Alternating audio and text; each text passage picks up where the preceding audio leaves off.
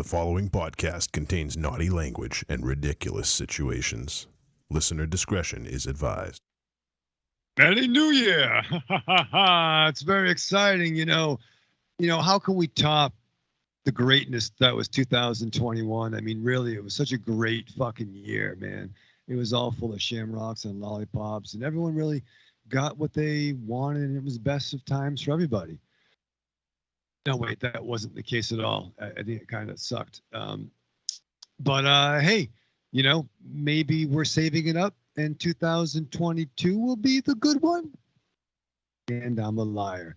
But until then, hey, one more time for old time's sake, here is our extra special New Year's Eve special, day special, fucking, I don't know. It's on January 1st. Welcome to Trick or Treat Radio.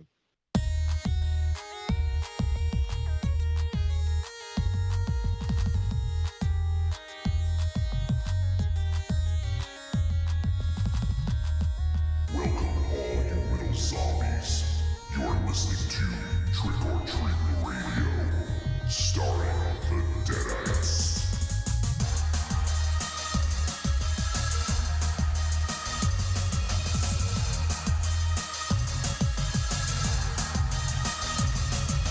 Welcome to the 2021 year-end special. We are going to go ahead and break down all the films that we discussed this past year. Count them 60 films that we watched this year.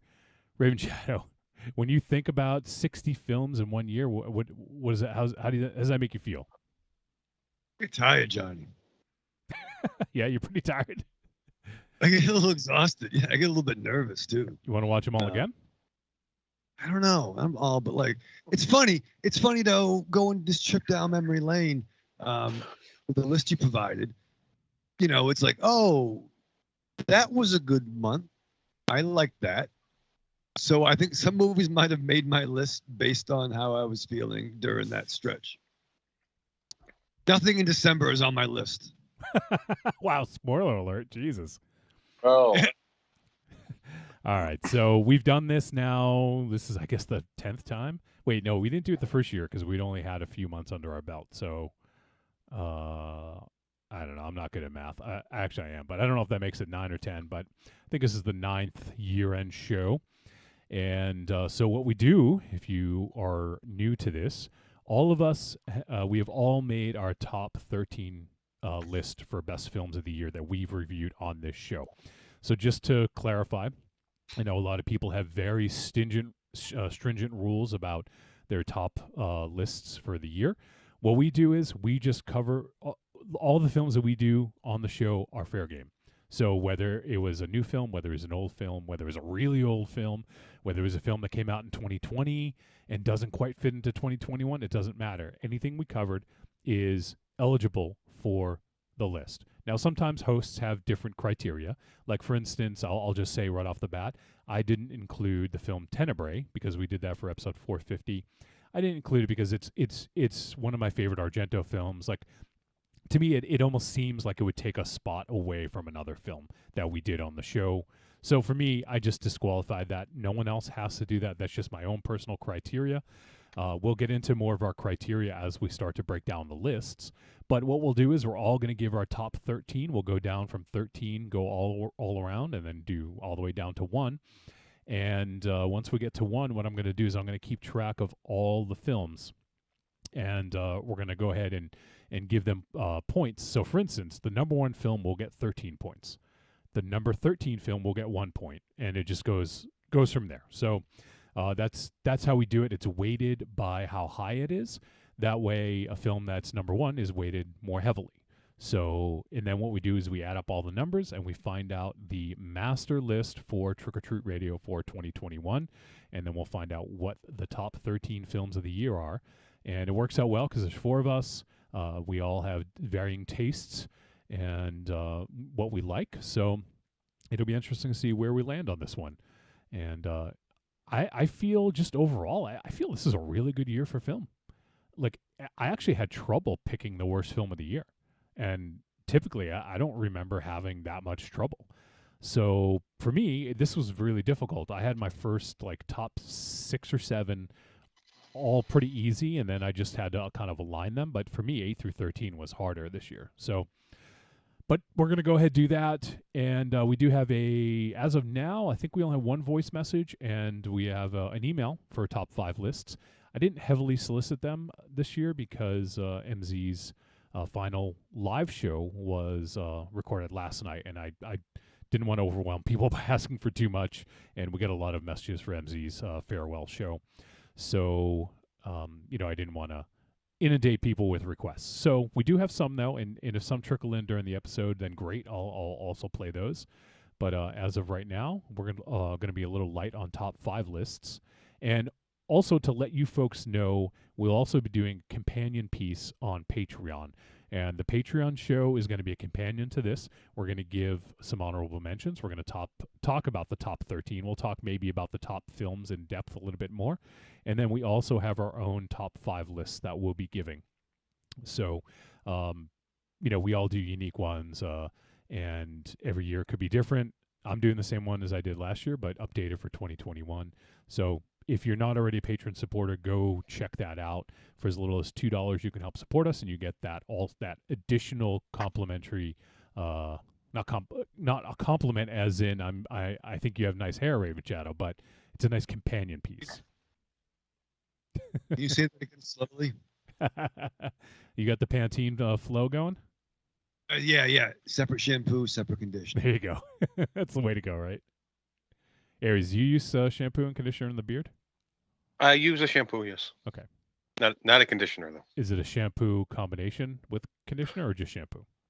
No, it's just a shampoo. It's a beard-specific shampoo. How do you feel about that, Ravenshadow? You cool with that? For the beard's fine. For the head, it's a lie. You can't do that. Can't do what? Okay. It's fine. There's a lot of good beard products. Aries has a nice beard. He does. But you know what? We can talk about that on the weekly show. We have MZ for one more time. MZ, this is your last year-end show. Any thoughts heading into your final year-end show with us? Just that it's going to feel weird not doing reviews anymore and capping it off with a year-end list. I don't know. I guess we'll find out when the time comes, because right now it's still kind of it's still rather surreal to me. Yeah. The whole idea of leaving and never ever coming back. ever. Wow, that's very definitive. Jesus Christ. All right, so yeah, year end. It's always an exciting time, and I think I'm ready to jump in. I mean, we want to make sure we get this in and get everyone's movies talked about. But I think we should just jump in and just fucking start. And so I'll just kind of like kick things off a little bit with kind of my criteria, and I'll go ahead and give my number 13. But yeah, this, as I mentioned in the intro here, like I thought this was a super solid year for film, and I think it was maybe boosted by the fact that some films got delayed by COVID, and they ended up coming out in 2021 as opposed to 2020, where they're supposed to come out. So I think that could be a part of it. Also, like, as we know, I think the isolation and the pandemic has caused a lot of people to go kind of internal and go inside and maybe create some really good art. So I know some of these were created during the pandemic. A lot of them weren't, but some of them were. And I feel that, people are kind of getting out their thoughts and feelings and emotions about how they've been feeling. So I think it's interesting time to digest art. And I have a feeling that this will, at least for the art we're going to get, is going to continue into 2022 and 2023 and beyond. So, criteria, as I mentioned, there's a couple I didn't include. Patreon Takeover is a weird one. I did include one film from Patreon Takeover, but it was a film that came out this year. And all the others I just kind of pushed to the side because once again, like, I like talking about the newer films that come out and really trying to promote newer art. Like a film like Tenebrae, like no one needs me to promote that. It stands on its own. So for me, that would have really muddied my top 13 because I really do love that movie. And I just wanted to go with films that were mostly new to me, with an emphasis on films that were new on streaming platforms this year. So with that said, I will go ahead and give my number 13. And this was a film that was featured on a Patreon takeover. And if I'm not mistaken, this was Dane Unda had picked 2 films. Oh, wait, Johnny. Yeah. Johnny, can I interrupt you?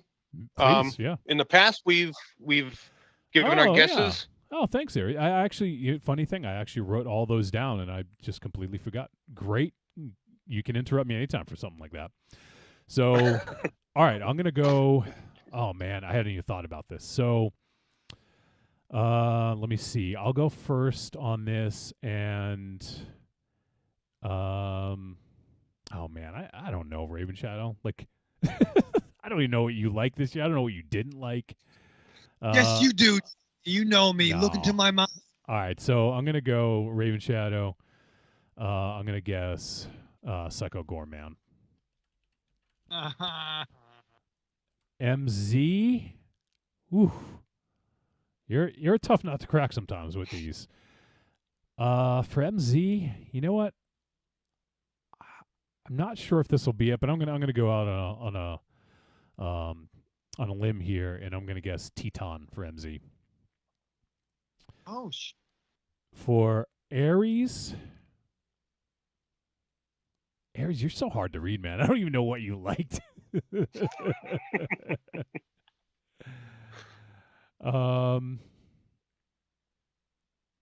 know what? All right, I'm just gonna go with this. I'm a little uncertain about this, but for Aries, I'm gonna say Last Night in Soho. All right, so anyone else have guesses right off the top? I jotted mine down. Okay, That's why I remembered. I looked over and saw them. Yeah, go ahead. Aries. I went back and forth with everyone as to what ideas for everyone, and then I was like, you know what, screw it. I just kind of went Psycho Gorman for the 3 of you because I figured someone's going to have that one, and I just couldn't make up my mind. Well, I think that's a pretty good guess. So, all right, Aries guessed Psycho Gorman for everybody. Who wants to go next? I'm gonna pick. I will. Okay, go ahead, MC. I will. Well, I think with Wolfie, it's going to be Psycho Gorman. Okay. With Ravenshadow, I might go with, because I'm looking at the list right now, just to be.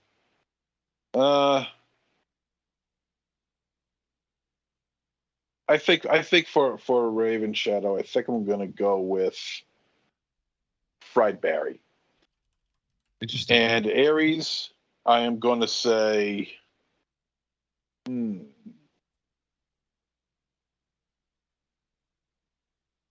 Green Knight.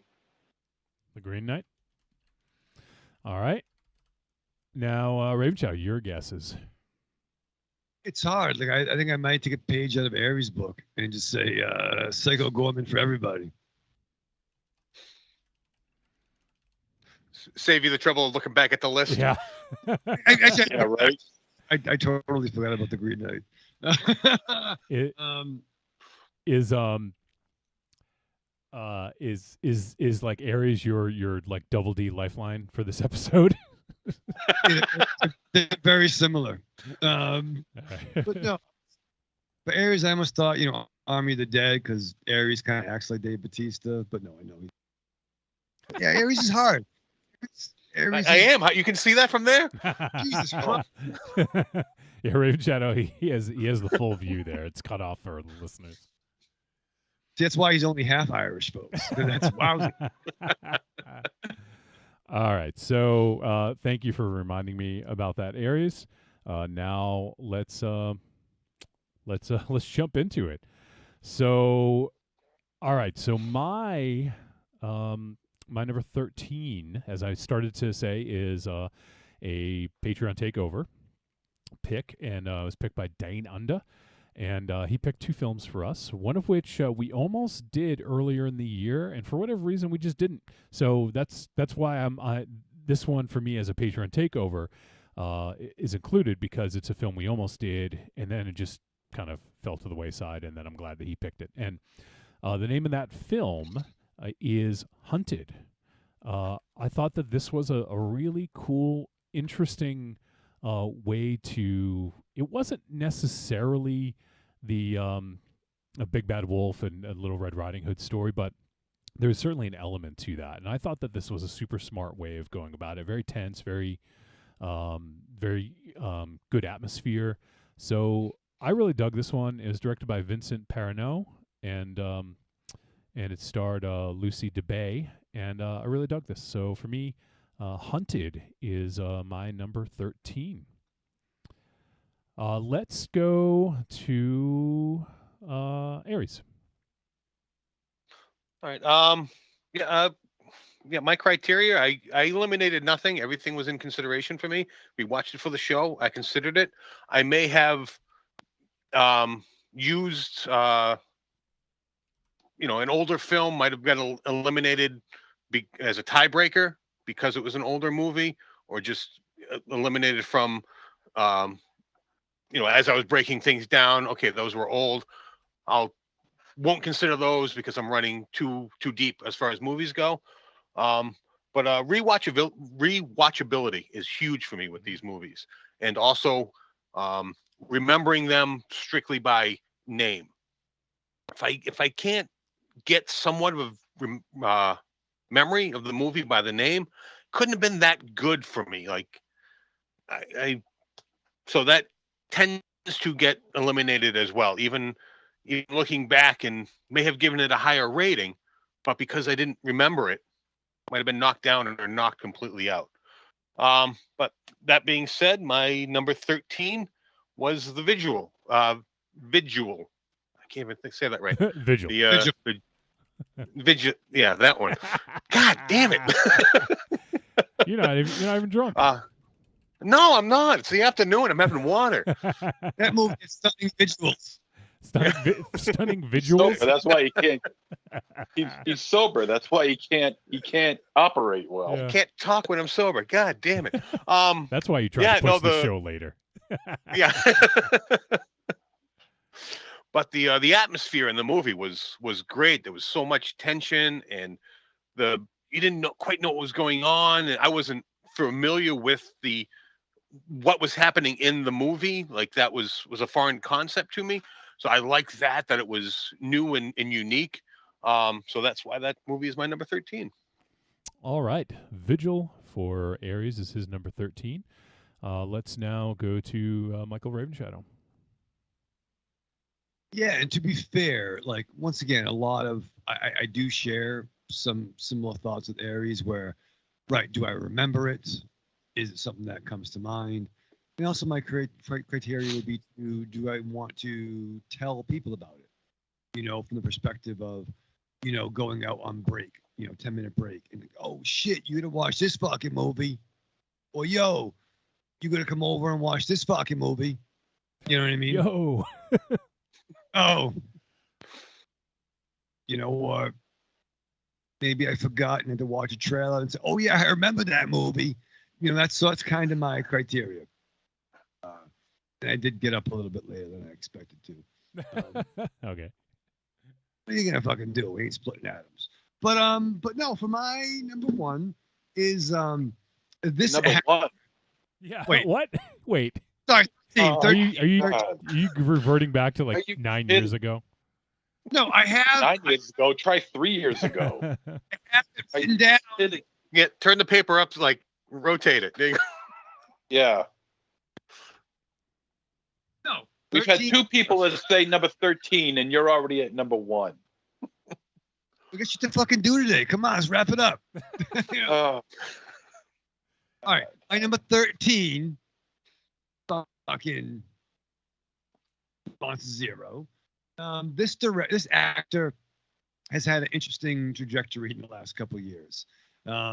His films have ranged to crazy, to batshit crazy. He has been off the rails and sometimes doesn't even talk at all. So while this is not my favorite picture of his recent output, I gotta say I was fucking riveted. So big ups Nicky Cage to Willy's Wonderland with the soda pop, and he cleans it really well. I like how he cleans things. You like watching him polish his knob? Yeah. Jeez. Chugging Right. his pop. So for Ravenshadow, Willy's Wonderland, starring Nick Cage, is his number 13. All right. We're doing MZ last in this because it's his last time. So I want him to give his last number one at the end. So that's why he's last in the round. So let's hear it, MZ. What's your criteria and your number 13? Well, my criteria has always been the same. It's films that came out in 2020 or a little bit in 2020 because, you're not going to have a shit ton of films coming out immediately on January 1st. So that's my criteria. Anything that was made before then is completely off the list. Although they do, I would give them an honorable mention because they were released this year. Or a possible review, but that's my criteria. I just like the films that are in for today, for what we have now, in the past 12 months. Anything past that does not make the list, regardless of how good it is. It doesn't matter to me. So that being said, my number 13 is a film that is a comedy horror, not so much of a horror comedy. It has those horror elements, and it has it has an amazing ensemble cast, and everybody has a different personality, which either clashes or melds together in a way that's just perfect. And the pacing of this film is fun. The film itself is a blast to watch. It has a very good rewatchability factor. And I laughed throughout the entire film. There's a lot of overacting, which just amplifies the personalities of these characters that are in this film. Such a good movie. I enjoyed it immensely. And that is Werewolves Within. All right. MZ's number 13 is Werewolves Within. All right, so it looks like everyone picked a different film. Not that surprising. There's a lot of great ones that we did this year. So, all right, well, let's keep rolling on, and I'll go ahead with my number 12. And this was a film that I hadn't heard a lot of fanfare about. It was a film that was, let's see, I forget. I think we watched it towards the end of the summer, maybe beginning of fall, and it was a nice little throwback to slashers from the 80s. I thought that this was a really well made film. Had some great characters, some good character development. It was kind of step above a lot of those 80s slashers that you see, and I think that had some great homages and some great heart to it. And it's a director that I'm definitely going to be interested in seeing what he does next. And the name of that movie is The Last Matinee from Maximiliano Contenti. I really dug this film. I thought it looked great. Had great, as I mentioned, kind of great throwback feel to it with some heart. So, I really dug The Last Matinee, and I think it's one that people should check out if they haven't seen it yet, because it could fall through the cracks. And I do know that Vinegar Syndrome grabbed this and released a Blu-ray of it. So if you're into physical media, that might be a good one to grab. So give it a look. The Last Matinee, my number 12. All right, let's go to Aries and hear his 12. All right, my number 12. I am always fond of the horror comedies, especially when they are good. I am not a laugh out loud type of guy, but if you can make me smile while watching a movie, you've succeeded. And this one does that. I think it does it very well, and it is Two Heads, One Creek. No, just Two Heads Creek. I was like, what? I keep on wanting to say that Two Heads, One Creek. I don't know why that's in my head. I have but no yeah, idea. And it's just a. I know why that's in your head. Yeah, what did you watch right before we did this episode? It is just a super fun movie to watch. A lot of rewatchability value in this. So if you haven't already checked it out, check it out. Two Heads Creek. Okay. Aries number 12 is Two Heads Creek. Now let's find out Ravenshadow. My number 2 pissed me off. What? 12. I'm sorry. My fucking number 12. Oh my sorry. fucking God. I couldn't tell if you're having fun with us or not. Jesus. Yeah. You're the worst. I am. All right. My number 12 pissed me off. Sorry. Fucking numbers are hard. Looking at MonsterZero on his phone right now, and it's fucking distracting me. Yeah. He's putting a hit out. I'm sorry. Let me do it in a way that'll make you feel a little bit more comfortable. He's putting a hit out on you right now. He's writing an ad on Craigslist. Please kill Michael Ravenshadow. I will pay. You can pay. I will pay you $1 million. I will give you my home, the money I got from the home loan I just applied for, if you kill Michael Ravenshadow. I will unlock the door right now. I will do that. So my number 12. Thank you. Sorry. Medical problems and the eyes are really funny. MonsterZero. That's really good. That has nothing to do with medical problems or your eyes. Making fun of me, Johnny. No, he's not. He was. No, he wasn't. Aries. 12. Do it now. All right. Will you just 12 pissed me off. But because of something what a character did in the tent. And I'm like, dude, you're being a fucking, you know what I mean? Words we can't say anymore. But he pissed me off. But as the movie progressed, it was fucking weird. Ravenshadow. Oh, I'm sorry to cut you off because I really want to continue on. But words we can't say anymore. You know words. You're a smart guy. You can even though you might think of a word that you can't say anymore, you can think of a way to present that to people in a not offensive way is probably what you're trying to get at. Thank you. So all right, so dude's being a punk in a tent. Is that good? Can I say punk? That's fine. Being a punk. I don't know what you were gonna say, and I don't even want to know. But continue. I'm saying is dude's being a punk in a tent. But the movie I'm talking about is Coco Di Coco Da. That was a fucking weird musical journey of weirdness and madness. It sure was. Right? Yeah, it was. Different. All right, Coco Di Coco Da from Ravenshadow is number 12. Now let's go to MZ and find out his number 2. Just kidding, number 12. How can I rebound from that? You can. My number 12 is a isolation thriller, and this movie's stronghold is its sound and as well as its ambiance, the way it's shot mostly in the dark, which is a real rarity nowadays, and it's well acted, well shot. The pacing is great, and the story is really, really, I don't want to say sinister, but foreboding. It's got a very strong undercurrent of real hardcore tension involved, and it's so well played out. And as well, it has one of the creepiest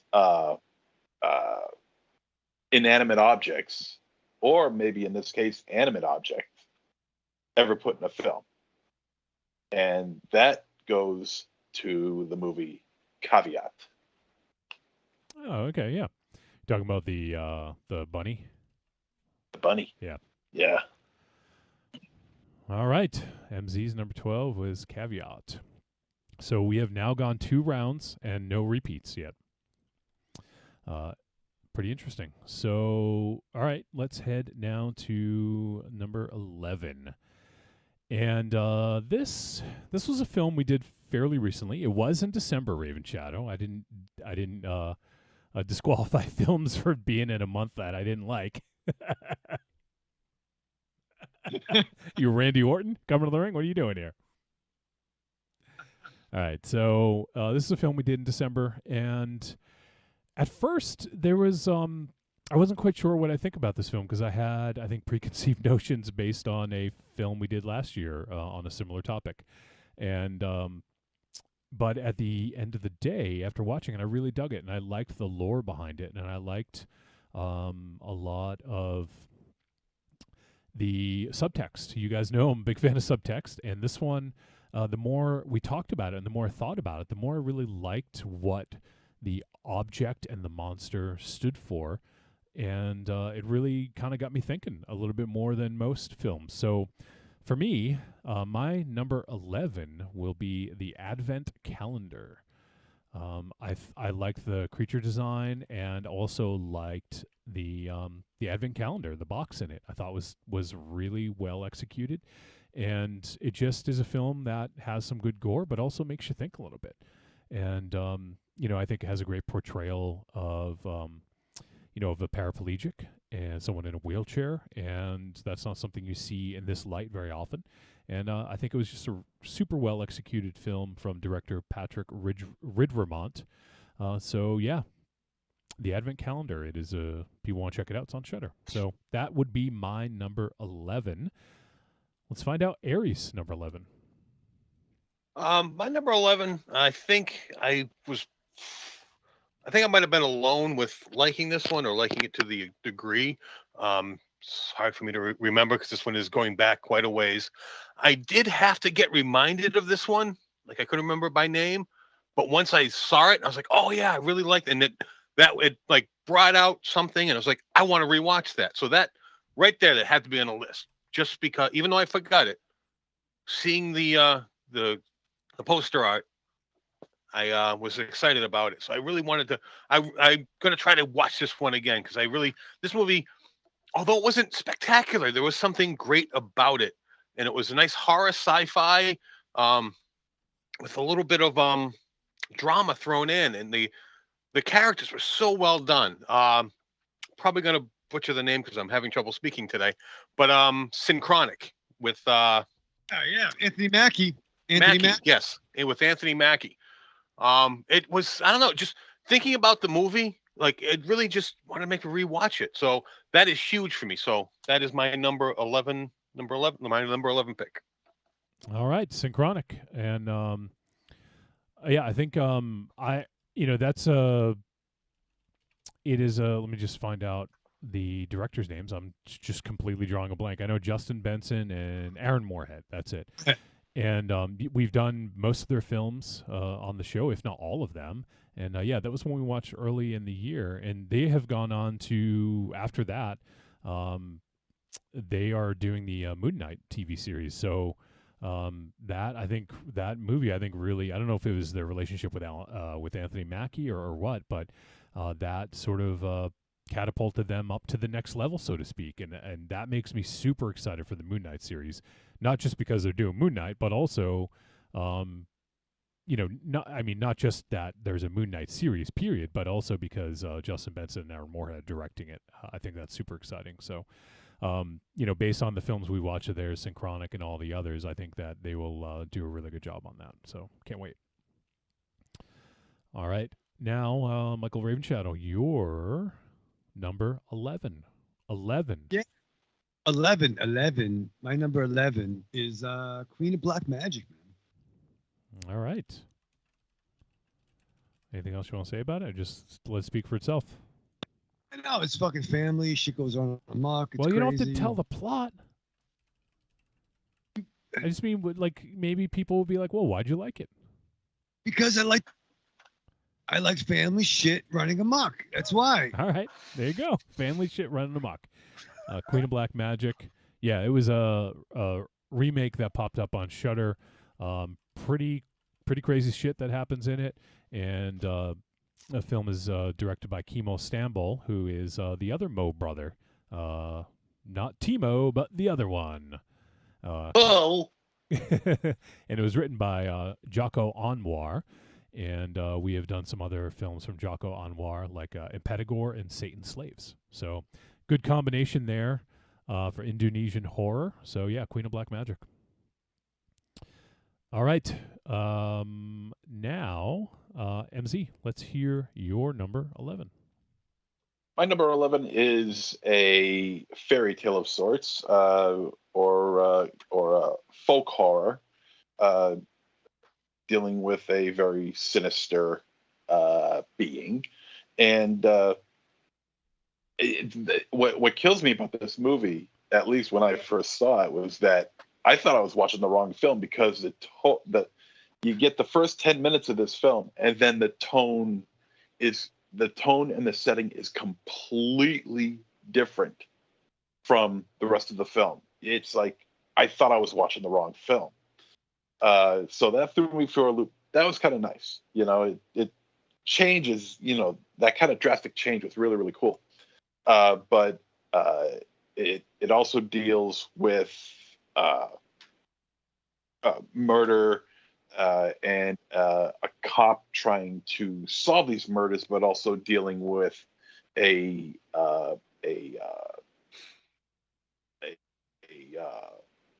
being that is most likely responsible, but for some, he can't seem to get this guy. And that guy happens to be my number 11 pick, The Empty Man. Very well shot, very well acted, well paced. Another well paced film. All these films are well paced that I picked, and it's got some spooky moments in it as well. So my number 11 is The Empty Man. That I picked. Me. All right, so MZ's number 11 was The Empty Man. Right, now we'll come back around, and I'll give my number 10. This was a film. Let's see, I think we did this. Yeah, we did this New Guest November. And it was a film that initially I wasn't quite sure what to think of it. I really dug a lot of it, a lot of what had occurred in the film, and but the film kind of is like almost like two different genres, like kind of put together, and both were done exceptionally well. I especially liked probably the first half a little bit more, but I will say that the second half really kind of took me for a ride and surprised me a little bit. And the more I thought about this movie, the more I liked it. And it's a movie that I definitely will tell people to watch, just to kind of like see their reaction of watching it. And I think that it has some important things to say when you dig down a little bit deeper into what's going on with it. So for me, my number 10 film is the latest film from Julia Ducournau. I forget how to say her name now. I remember looking it up. And that is Titan. And I actually really enjoyed the conversation that we had with Rachel from Zombie Girls on this one. So I think that might have elevated it a little bit for me. But I think it's a really well-made film. It's fucking bizarre as hell, but it's thought-provoking. And I think it's a film that, I won't ever forget. I'll tell you that much. I won't ever forget that film. So for me, that kind of raised it up a little bit. So number 10, Titan. Let's go to Aries and find out his number 10. All right, my number 10 is a movie that probably half of you have taken out of your consideration because of its age. But this was such a good movie. This had to be in my list because I love this style of movie, and from this era, it just had to be on my list. It's The Silent Partner, crime drama thriller from the 70s. You cannot. There is a certain feel of crime drama movies from the 70s, and no one has been able to recreate it. It is such you almost feel a little dirty watching the movies from this era, these crime movies. Yeah. And it is so good. I was not familiar with this movie until it was introduced to us, and I am very thankful this movie was introduced to me. So if you haven't checked it out, check it out. Silent Partner.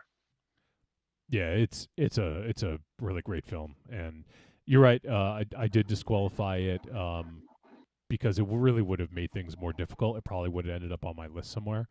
But it is a great film, and I wholeheartedly recommend people check it out. And you are right; it's a style of film like we won't really see anymore. I don't think it's very indicative of the era and the age. So yeah, Silent Partner is Aries number 10. Let's go to Ravenshadow. Yeah, no, my number 10, sometimes you just want something fun with an ensemble cast of outrageous characters, in a room, maybe a meeting place, and then they get fucked up because there's an outsider appears. So my number 10 is Vicious Fun. All right. Vicious Fun. That was that was definitely an interesting one. I thought the title says it all. It was a fun film. So Ravenshadow's number 10 was Vicious Fun. And that's streaming on Shudder if people are interested. MonsterZero, let's hear the number 10 for you. My number 10 is a film that deals with grief, that deals with isolation, that deals with seeing things that aren't there. It's a ghost story, but it's also one that, as I said before, it deals with seeing things that might be there or might not be there. The setting is gorgeous. The way it's shot is beautiful. And its editing is really, really cool. And major props. And to me, this was performance of the year by the lead actress, Rebecca Hall, and that is the film The Night House. The Night House for MZ is his number 10. What's crazy is we still we haven't there's no doubling up. Every single film mentioned so far has only been mentioned once. So I think that's pretty interesting. I do feel that we'll get some doubling up soon. But MZ's number 10, The Night House. And it might pop up later on, but I do want to just mention real quick, the performance by Rebecca Hall and also directed by David Bruckner, who is going to be working on the upcoming Hellraiser film, which is apparently in post-production now. So, hey, I'm going to get that in 2022. All right, now we're looking at, we got the 13 through 10 now. We're breaking into the single digits. And I'll just go ahead with my number 9. And this here was a film that, we've kind of talked about this with other films. It had kind of a throwback appeal to it. And I think the reason this had kind of a throwback feel is because, it did take place in the past. It took place in the 80s. And it was a film that was directed by Prano Bailey Bond, and this film dealt with the video nasties. And I thought this was a really well-made film, really interesting sort of dive into this world, and I think it brings up some interesting kind of conversation points about, that we had some great conversation about it when we talked about censorship and how some others can critique others' art and basically give it a rating, and that will determine whether a certain audience will see it or not. So I think it brought up some really interesting conversation points, and I think it was just a really well made movie. And I think also there's a great performance by Naim Algar as Enid, the main character in that film is Censor. Really dug Censor. And I think a lot of folks out there, if you haven't seen it, will also dig it. So Censor would be my number 9. Now, let's check with Aries, find out his number 9. All right. My number 9 is going to break the trend. I am going to repeat a movie. My number 9 is The Empty Man. MZ already spoke of it. I don't want to speak too much. With everything he says, just a good movie, a good story. So check it out. All right. So The Empty Man is Aries number 9. Ravenshadow, what's yours? My number 9 is Maid. Oh, the Maid? I think it's called Maid, right? Maid. Is Oh it no, not- you're right. Maid- I think you're right. Yeah, I think you're right. Okay. I was thinking John Favreau and Vince Vaughn. You know, and fucking too. No, it actually is the Maid. The Maid? Okay, yep. The Maid. But if it was Favreau's Maid, that would be my top 10, top 5. But it's not. So. Yeah, but The Maid is that. No, yeah, that was crazy, and it was a little bit of, a little provocative at times. Just saying. All right, so Ravenshadow's number 9 is The Maid. Let's now hear MZ's number 9. My number 9 is a Swedish affair, and this one is also one that deals with grief, but it also has a sort of a whimsical flavoring to it. It's almost a fairy tale like, and almost told through the eyes of a child, really. It starts off with some really interesting animation, and then it just gets weirder and weirder from there. This one was rather personal to me because of the way it was shot. It looks like it was shot with like maybe an overcast sky, or at some point like kind of deep into late afternoon, but not completely dark. And I have a lot of dreams that are set in that kind of atmosphere. So, and they become nightmares for me. And this movie, while it wasn't scary, it wasn't a nightmare, it was very well done. It was very interesting for me to watch. And I could just relate to it because it just looks so threatening. And that is Coco Day. All right, we got Life goes on. We got another repeat here. And Coco Day. I think you're right. I think I said Coco Da earlier, but I believe it is Day. So for MZ, Coco Day. And that was one of Ravenshadow's picks earlier. So go ahead and add some points to that one there. Ravenshadow, did you hear what MZ said for his number 9? Or did you step away? I had to go grab some cheese, but yeah, no, it was Coco Day all day. All right, good for you. All right, so now come back around, number 8.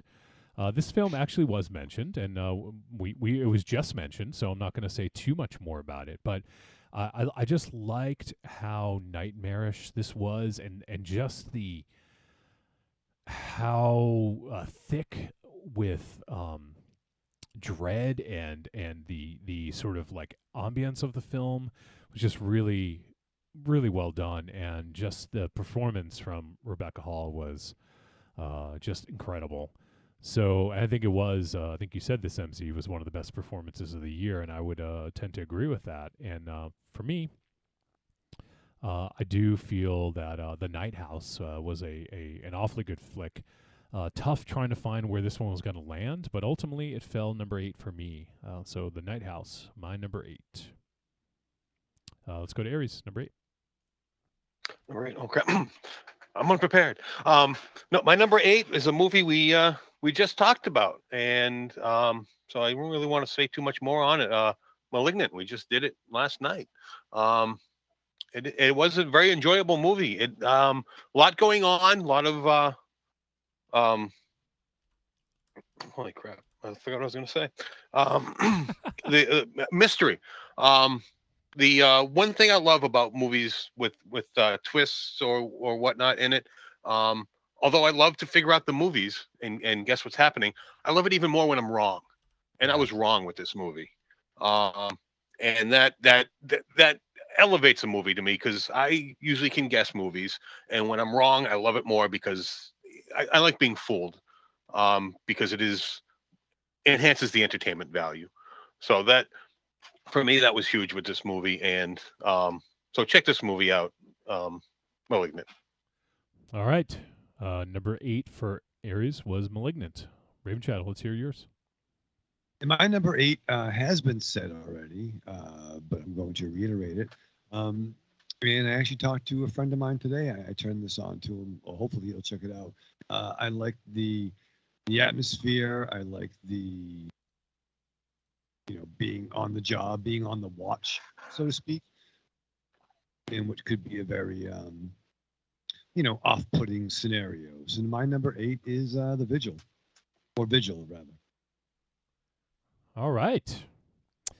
So that one's mentioned. That was, I believe, Aries number 13, and so Ravenshadow is putting the Vigil as his number 8. All right, mark that one down. All right, MZ, let's hear your number 8. Okay, let's see. All right, yes, my number 8 centers around misinformation and misrepresentation, but in a very fun and comical way. This is a horror comedy, and it's a very fun horror comedy. I enjoyed the acting in this. I enjoyed the way the characters kind of melded together with each other, and they did a great job. They just blended together perfectly. There was really very little to complain about this film. It was just well acted, well lit. It has a very strong giallo feel to it, and it is a slasher, but very funny. And it also has one of the funniest jokes, if I can remember. I remember what it was about, but I don't remember the joke per se, about mustaches. And that it's full of action, a lot of violence, good gore going on, and it also has Kurgan from the WWE, and that is vicious fun. It does have Kurgan. So, all right, Vicious Fun was MZ's number 8. Let me just mark this one down here. So that was picked already by Ravenshadow, I think. All right, so now we're starting to double up a little bit more. So we'll see how this continues on from here. So now number 7, and my number 7. This was a film I had considered.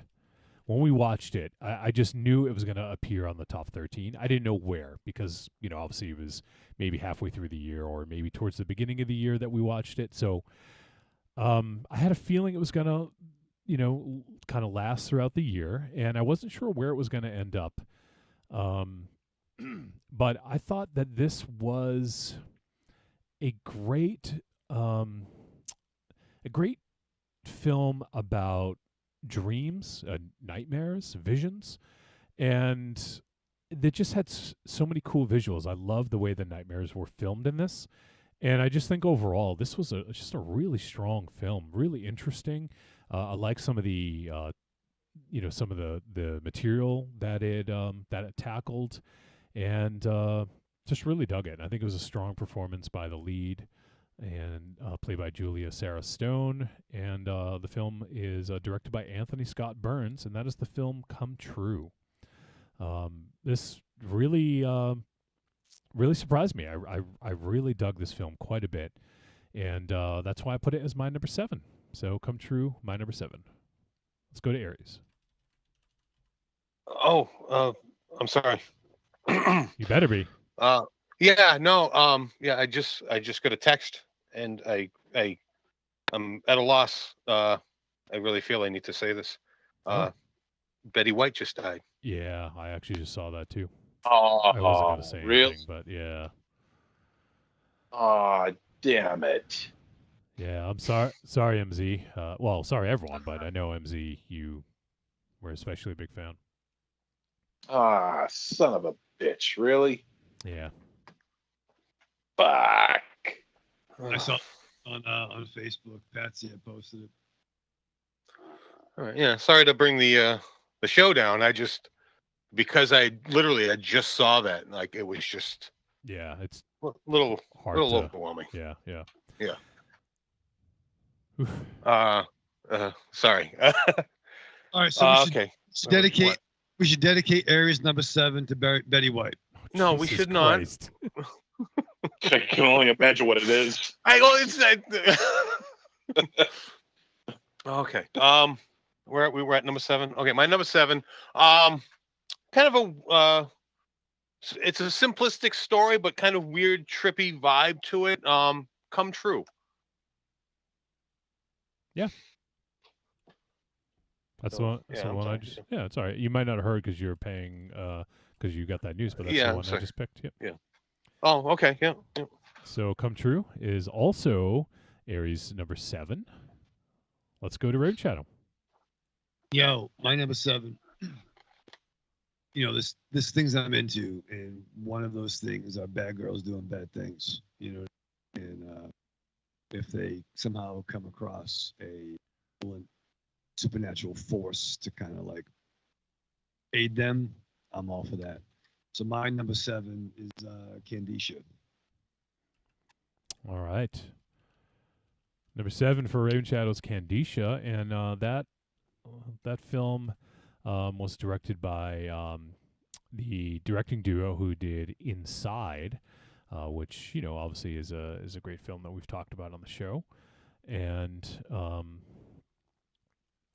let me just I remember one of their names. I just want to get both their names. It's directed by Alexander Bustillo and Julianne Maury.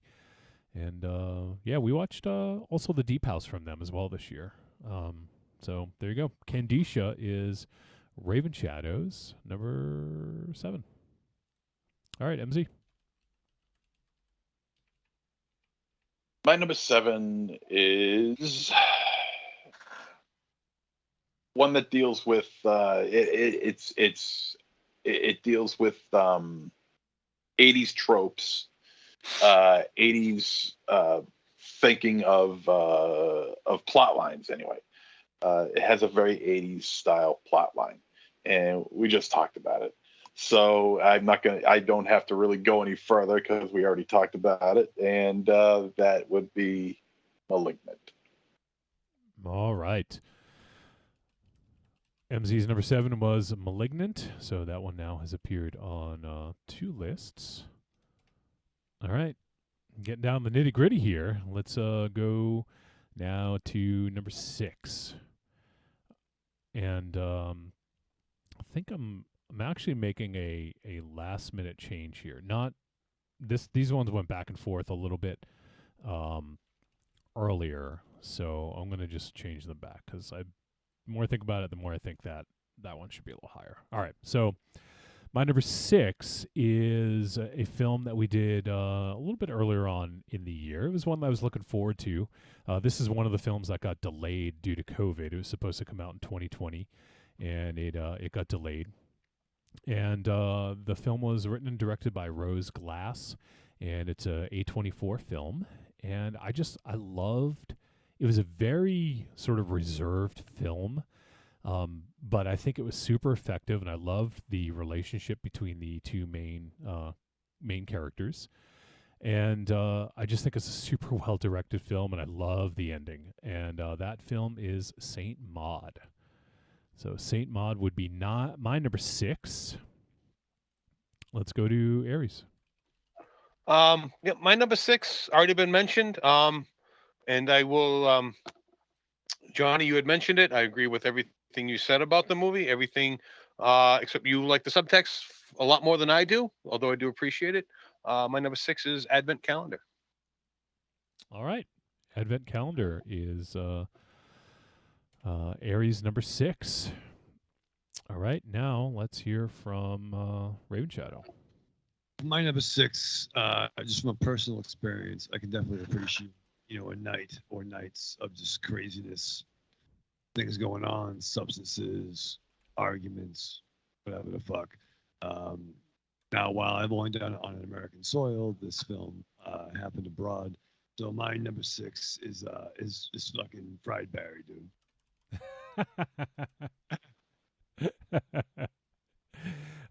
Someone picked that as your number 1. I think that was MZ. Hey, that was me.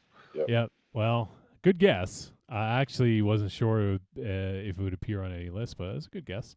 But alas, it did not appear on Ravenshadow's list. So, Fried Barry, yeah. Did it remind you of you, Ravenshadow? Is that? Yeah, no, I got better hair than Fried Barry, but no, I think it's wild, man. That's a fucking wild picture. That's a movie. Yo, that's a fucking 10 o'clock break. You got fucking 10 minutes to chat about. Yo, this motherfucker was nuts. I love how like your films are rated on like how long you can spend talking about them, like during a break. Yeah.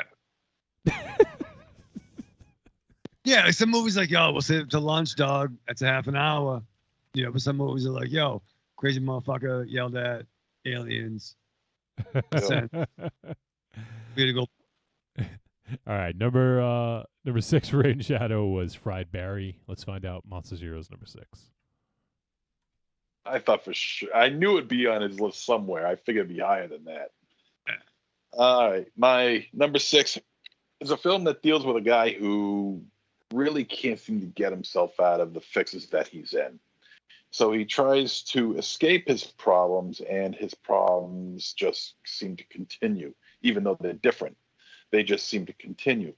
But this is a fun film. This is a blast to watch. It's gory as hell, vicious, vile, but it's a family film as well, strangely enough.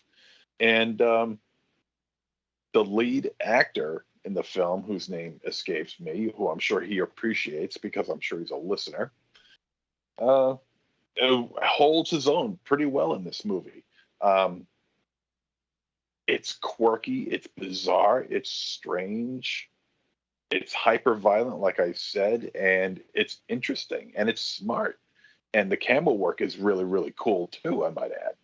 So you put all those components together and you get bloody hell. Yeah, that was one we did pretty early on, first month I want to say. So looks like it stood the test of time for MZ, and bloody hell is your number 6. Let's see. No one picked that one yet. Okay, I thought I remember someone picking that. Okay, bloody hell for MZ, his number 6. Now we're getting into the top 5, and these are the films that like the top 5. These are the ones that you tell people about all year. Like it's a film that you really dug usually, and for me it was a little hard to kind of navigate these the top 5. Ultimately, it wasn't that difficult. Like maybe not quite as difficult as it was in past years, but for me, anything that's in top 5, I'm gonna like tell people they need to check this out. And for me, my number 5 is from a director who I'm a huge fan of. Always look forward to everything he puts out, and we've actually done quite a few of his films already on the show. And this one was a film that was written and directed during the pandemic, and it even kind of works that in a little bit into the story a bit. And the film has some interesting performances, some good ideas, some really interesting ideas in it, and I think it's one of those films that makes you think a little bit deeper than on the surface. And that is the latest film from Ben Wheatley, In the Earth. You guys know I'm a big fan of Ben Wheatley, and he's got a lot of stuff in works right now. Apparently he's working on Meg 2, which is fucking weird. It's weird that he's doing the sequel to the Meg, but he's got another film in pre-production called Freak Shift, and another one announced that just it doesn't have a title yet. But I'm a big fan of Ben Wheatley, and I like this film so much, and I like the poster that Mondo put out for this so much that I actually bought it, and I'm looking forward to displaying it in the studio sometime soon. So for me, In the Earth, number 5. Let's go to Aries. My number 5, MZ already mentioned it as he was describing it. I knew exactly what he was talking about from his description. He nailed his description perfectly, and I couldn't agree with him more. My pick is Bloody Hell. All right, Bloody Hell. Aries, number 5. All right, Ravenshadow, let's hear your number 5. My number 5 was definitely a horror comedy with a great ensemble cast. It was mentioned before, but I really enjoyed this. I think it was better than any right to be, maybe because of the lead or just the cast in general. Um, and my number 5 is Werewolves Within. I enjoyed the picture. All right. Ravenshadow Werewolves Within is his number 5. Just marking these down here so I don't have to do it later. Where did that one go? There we go. Werewolves Within. All right, Ravenshadow. MZ, let's hear your number 5. Number 5 is it's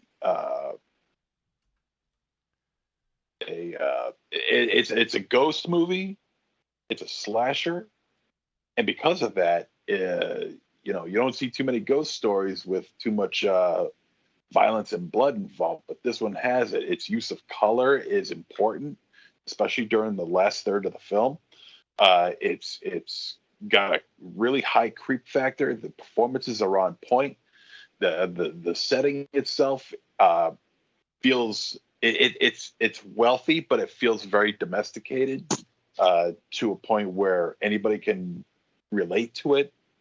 And also to the goings on that's happening. And it's just a very well made film, and one that I think that really needs to be seen, and one that I really don't feel is getting the love that it deserves. Not by us, but by just the general public. I don't see really anybody talking about this film. That's a shame too, because this is really a good movie, and that is The Maid. There you go. Ravenshadow, you brought that one up. Go. Yo. Go. All right. So The Maid for MZ was his number 5. All right. You know what? Let's we'll do one more round, and then I'll play a couple of voice messages. I'll play the voice message we got and read the email. So we'll do that after this next round. So now number 4.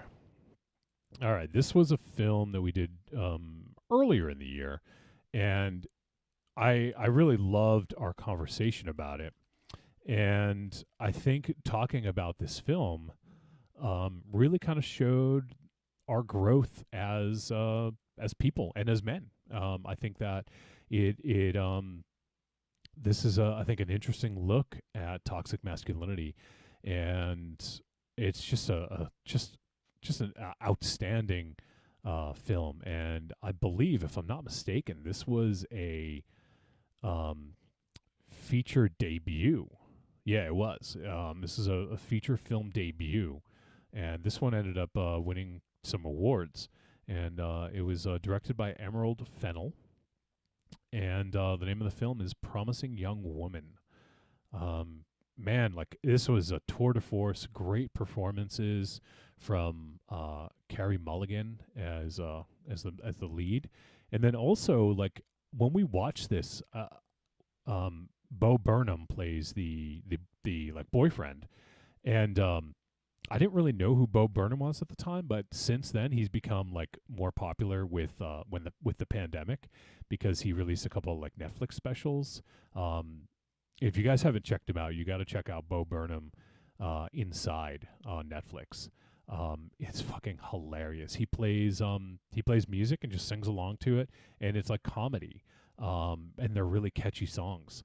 And I had no idea who he was at this time. I think I'd maybe seen him in like one or two other movies, but I didn't really realize that that he was as talented and multidimensional as he was in this. But yeah, Promising Young Woman was a fucking tour de force. Just an incredible film, and for me, it was my number 4. Aries, let's hear yours. All right, you know what? I like when you guys pick my movies ahead of me, so I don't have to talk that much about them. My number 4 is Promising Young Woman, and Johnny, you pretty much nailed it. Like, it is the acting in this movie is outstanding.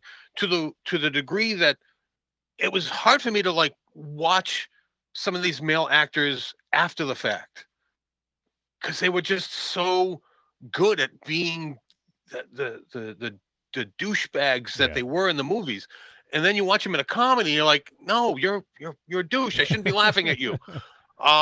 The acting was so spot on for that reason. And this movie has the most spot on, believable, disturbing death scene I've ever seen in a movie. Oh my God, it is so uncomfortable Yeah. to watch. It really is.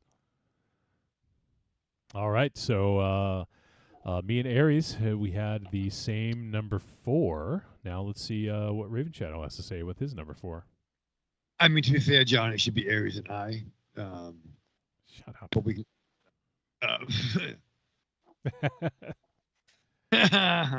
My number 4 is not that picture, but is Last Night in Soho.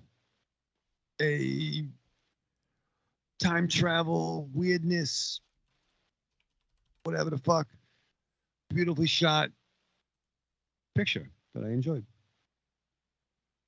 Check out the episode. I'm glad you enjoyed it. Whatever the fuck. Yeah, there's fucking things. I think if it was your number 4, that makes sense that you enjoyed it. Well, yeah, I'm just reiterating that. You know what I mean? But like recently on the podcast, check out that episode because it's nice because MonsterZero was still on it. For those who missed this one, you know, I'm not for you, but it's on there. All right, let's hear MC's number 4. My number 4 is a happy, fun, good time movie. I had a ball watching this. It's entertaining. It's funny. It's goofy. It's violent. It's comically acted. You can't even really take the acting seriously because of just the bizarre surroundings that's going on. It's inventive. It's resourceful. It's daring at times. And it's also just my number 4 film with it's just a lot of fun to watch and a high rewatchability factor as well.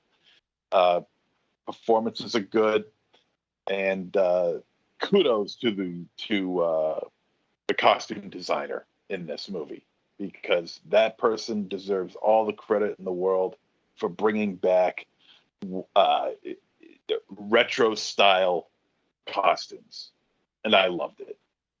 I loved it a lot, and that movie goes as Psycho Gorman. Wow, number 4. Let's see. Did someone mention that already? I think you did, Aries, right? No, no one mentioned it. Okay. Well, so Which one? Psycho Gorman. Oh, it's the first time you mentioned. Wow. So yeah, it's the first time it's been mentioned. MZ's number 4. No, did somebody say everybody's is Psycho Gorman number 1? Who said that? I said that. Yeah, it wasn't the first time the movie was mentioned. It's the first time it was mentioned in the lists. Right. Oh. Yeah, that's all I mean. So because of that, anyone who chose Psycho Gorman for MZ is wrong. That includes Ravenshadow and Aries. Well, what do you think of that, Ravenshadow? It's some bullshit. All right, so we'll knock that off the list. And now, before we jump to the top 3, we got an email and we get a voicemail. So I'm going to go ahead and do those. And first up, we got the year-end top 5 from Dangerous Donnie Davis. And Dangerous Donnie says, I wanted to do 2 top 5s this year. And the first one is top 5 new-to-me movies that are not MCU. So this is just movies that don't include Marvel movies. And his films, and these once again are new to him, so first time watches. Number one was, actually, I'll go in order from 5 to 1. Number 5 was You're Next, a great film from Adam Wingard, starring, among others, Ty West. Candyman from 2021 was his number 4. Number 3, he had Werewolves Within, which has shown up on a couple of our lists already. And Dangerous Donnie's number 2 was Nobody. Has anyone seen that yet? That's one Bob I see it. Odenkirk, right? Bob Odenkirk, yeah. Yeah, I see it everywhere, but I have not seen it myself. Yeah, I'd be curious to check that out. I'd like to see it. But wow, it's pretty high up on Donnie's list, so high praise there. And Dangerous Donnie's number 1 film for top 5 new movies to me that are not MCU was Ghostbusters Afterlife. All right, and he says ones that almost took number 5 were Blood Red Sky and Vicious Fun. So it looks like he had Vicious Fun, kind of an honorable mention, and also Blood Red Sky. Now, Dangerous Donnie Davis's top 5 Marvel properties from 2021. He did a list for that. And number 5 is WandaVision. Number 4, Hawkeye. Number 3, Loki. Number 2, Shang-Chi. And number 1, Spider-Man No Way Home.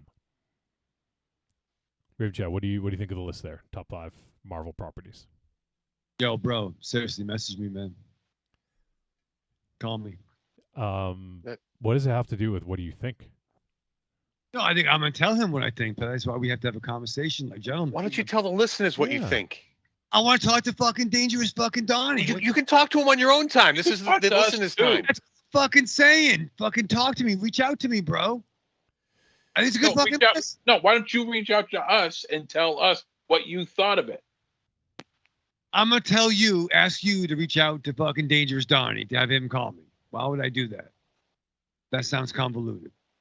No, The it's listeners want to know what you think of his list. What do you think of his It's a- list? It's a very good list. There, we got an Thank answer. you. Thank you. Jesus. Like pulling teeth, for fuck's sake. It's a very good list. All right. Thank you, Dangerous Donnie. Apparently, Yeah, thanks, contact Dangerous Donnie. apparently contact Ravenshadow to find out exactly what he thinks. Yeah, I'll fucking tell you, dude. All right, now our boy Evil Corny sent us his top 13 films of 2021. So let's hear from Evil Corny and see what he has to say. Hey guys, this is my top 13 for 2021 of films.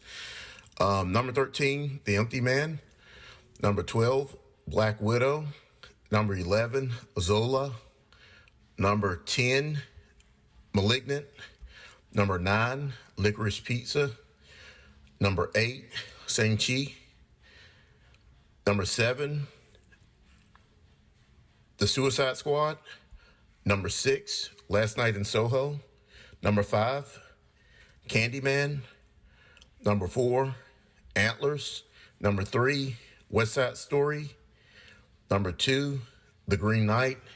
And my number 1 is Spider-Man No Way Home.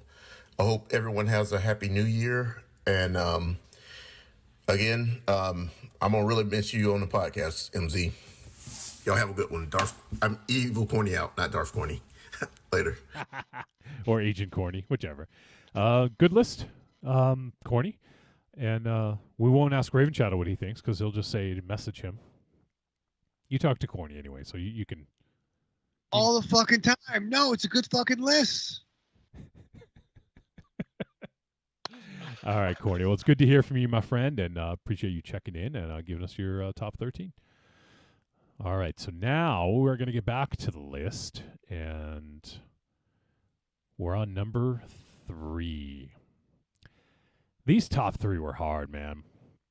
So, not only was the top 7 kind of difficult and then the top 5, but this one, all of these films I thought were amazing for different reasons. I think any of my top 3 could have been my number 1, but I really went with like the films that I tell people about and am like that really champion, I feel like got higher on the list. Like, so the next film I'm going to mention, my number 3, I don't feel needs the support that the other two do. And that's not the only reason that it fell to number 3 for me. But I think overall, I think this is an exceptionally well told film. It is one of the most beautiful films we've seen this year for me. And I just, I love the direction that the director took this one. And I just think great performances. Everything about this was spectacular. Everything. And my number 3 is Last Night in Soho, directed by Edgar Wright. So now let's find out what Aries' number 3. All right. So if you want to know my number 3, just message me and I'll let you know. If you want to know Aries 1 through 3, you got to private message him. All right. No, my number 3. It's a little bit more mainstream movie than some of the other ones we've done. I think we're a little back and forth as to whether we should do it. It definitely doesn't need us to promote it. It did fine on its own. But what it did for me is it kind of it made me reinterested in a genre that I've become tired of because it was a new take on it. And that is the zombie genre. The fact that this movie kind of gave a new twist to the zombies. They weren't the same old zombies that we saw. And this movie is Army of the Dead. All right, Army of the Dead, number 3 for Aries. That's the I was first... fucking close. I was fucking close. What? Didn't I say that was his number 1? No. I think I did because he looks like Dave Bautista. No, you said Psycho Gorman for everybody because you copied Aries. But honorable mention though that he would. I think I said something about him. No. Oh, you did. I did. Jesus Christ! No, you did. All right, go ahead, Ravenshadow. Thank you. Do you know what number we're on, or do you need me to remind you we're on number 3? Trace. Okay. So anyone that knows me knows my love of the Marvel Cinematic Universe and my love of pharmaceuticals. So if there's a chance to put those together with an actor who I've adored since the 8 Mile days, and has really come back 7-Up, the great Anthony Mackie in Synchronic, like Aries mentioned previously. All right. Yeah, you're a big fan of Mackie, huh? I do. I love him so much. All right, so Ravenshadow's number 3, Synchronic. All right, MonsterZero, lay it on us. Number 3. All right, my number 3 is a film that deals with. I'm not even sure what the hell it deals with because there's so many different genres involved in this movie. I don't even know where to begin. All I know is that it's very well acted, incredibly well photographed and shot. A lot of time and care and energy was taken into making sure every bit of detail was spot on, perfect, as is usually the case when it comes to this director. It's funny, it's charming, it's crazy, it's spooky at times. It can get serious, deadly serious, and it can also be enlightening at times, depending on who you are, I would imagine. But the performances here are fantastic. The score is good, and the soundtrack is beyond perfect. And that is Edgar Wright's Last Night in Soho. Nice. Last Night in Soho for MZ. So let's see. In that, I think that was my number 3 as well. So Last Night in Soho ranking up there pretty high right now. We'll see what the next two bring, but as of right now, I think that's the only one that's appeared on 3 lists. So it's the front runner, but we got 2 more to go. Okay, so let's get to number 2. Now, this movie has already been mentioned, so I think that it will get some more points here in just a moment. But this one was really surprising to me because the way it's marketed is not how it should be marketed. It just was marketed in a weird way, and it was one of those films that was kind of just like they didn't really know what to do with it. It was like 20th Century Fox before Disney bought them, and I think Disney didn't know what to do with this, and they tried to market it in a different way, put it in theaters, it did shit, and then they dropped it on VOD and DVD Blu-ray, and now it's picked up kind of a life of its own. It's kind of becoming a bit of a cult film, if you can call a big budget film a cult film. But I love this film. I love how in depth the story was and the lore behind it, and I just love the feel of it. It felt like a gritty, almost like a 90s style like thriller, like in the vein of like Seven or something along those lines. And I was super excited about this. I've told a lot of people about this film, and and I'm happy to spread the word about The Empty Man, because I think it's just a great horror film. Like, it's sad that it didn't really get the love that it should have, but film directed by David Pryor, and David Pryor, who's someone who's been a producer and has been an editor and done a bunch of other stuff. But before this, the only thing he had done is really like video shorts. He worked with David Fincher doing like behind the scenes video shorts for DVDs and Blu-rays and stuff like that. And this is his first feature.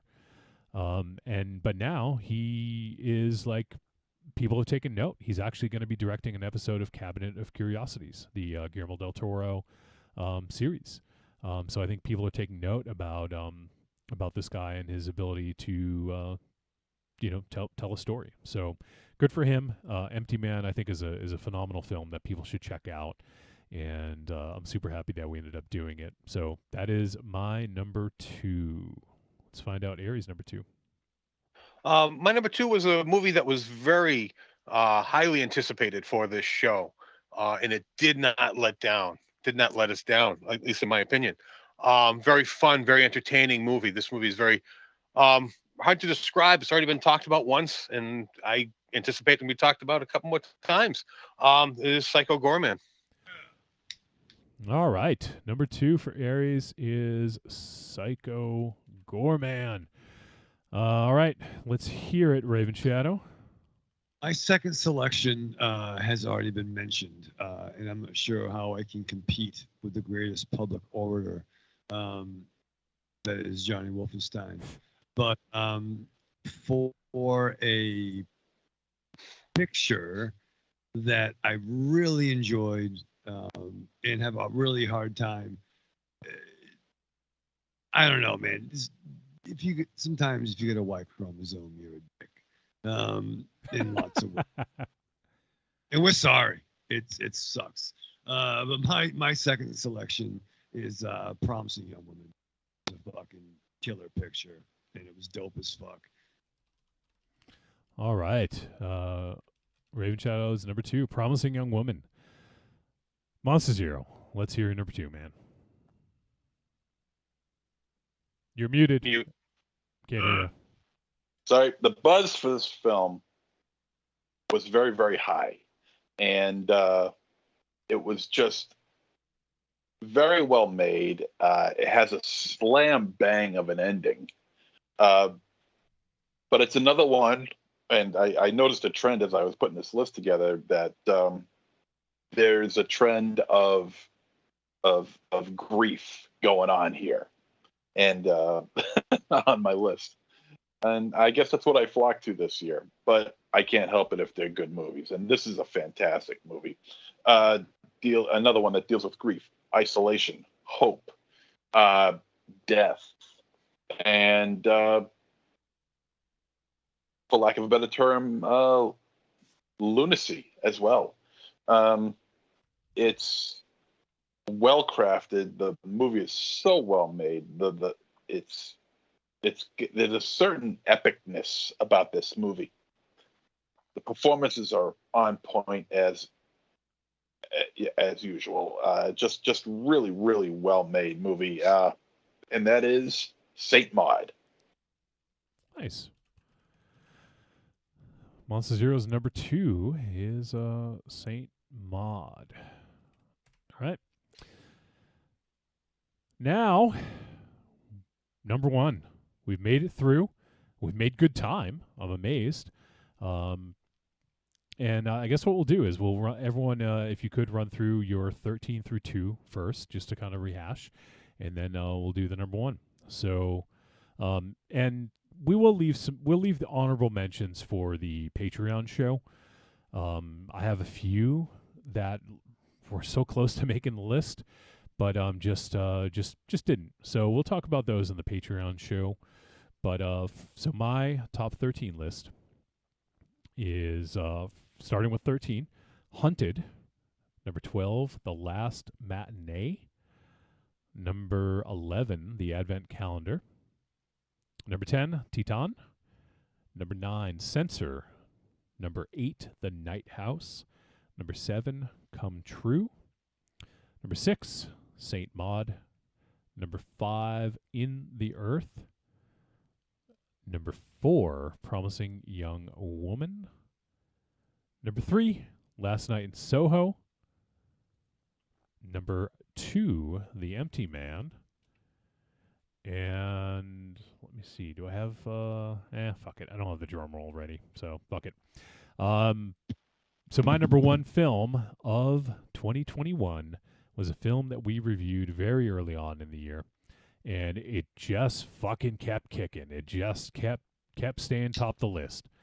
And it's no surprise given our love affair with this group, I would say.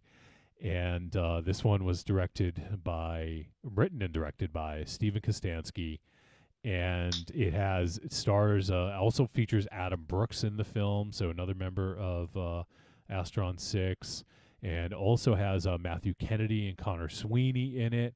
I don't know if it actually had Jeremy Gillespie, but I think he worked behind the scenes, if I'm not mistaken. So technically, I think it had all of the Astron 6 members doing something behind the scenes. Let me see. I don't actually see Jeremy Gillespie on here, so maybe he didn't do anything on this one. If so, it was 4/5 of Astron 6 that had some appearance in this. And yeah, my number 1. I don't like hunky boys, or do I? Psycho fucking Gorman. My number 1 film of 2021. What else can I say? I just couldn't shut up about this fucking movie. I kept telling everyone, you gotta see it. It has that 80s, 90s nostalgia. It just hits that right fucking spot. And it just hits on so many levels. The practical effects, the creature design, the characters, the humor, everything. Just fucking top notch. This is such a fucking incredible film. I love the Astron 6 guys and Steven Kostanski. So yeah, number 1, Psycho Gorman.